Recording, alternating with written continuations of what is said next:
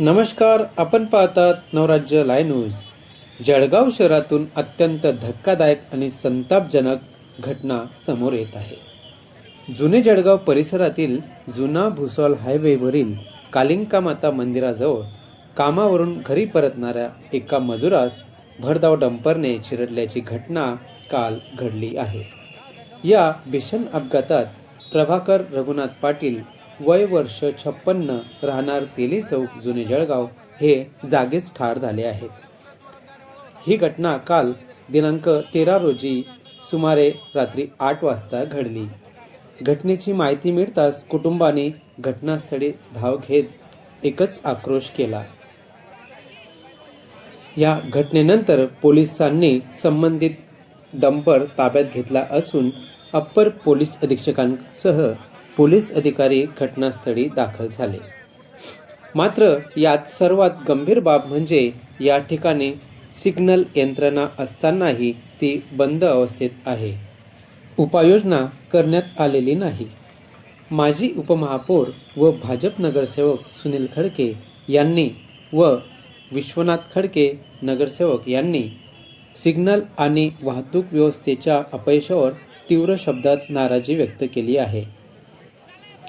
तर सामाजिक कार्यकर्ते ललित विजय नारखेडे यांच्यासह स्थानिक नागरिकांनी आता अजून किती बळी घेणार असा सवाल प्रशासनाला केला आहे। कालिंका माता परिसर आता अत्यंत संवेदनशील बनत चाललेला असून अपघात, गुन्हेगारी आणि कायदा सुव्यवस्थेचे प्रश्न गंभीर बनलेले आहेत।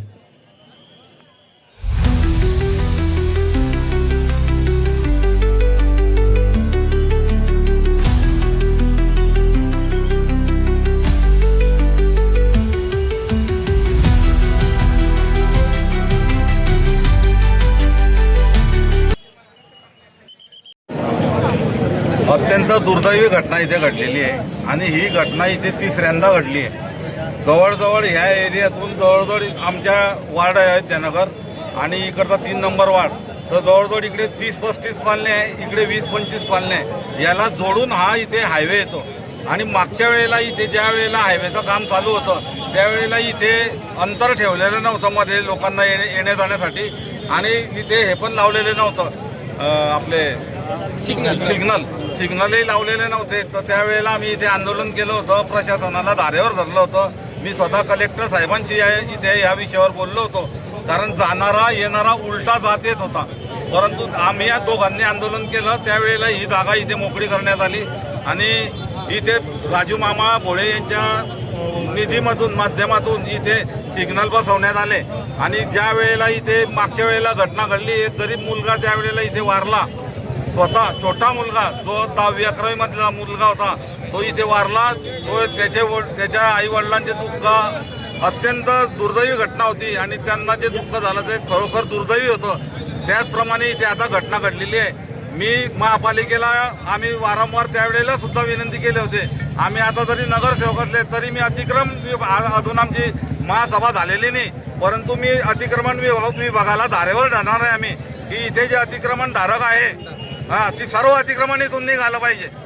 कारण या अतिक्रमणामुळे लोक इथे येतात, खायला येतात, प्यायला येतात, त्याच्यामुळे हे डंपरवाले हे माजलेले।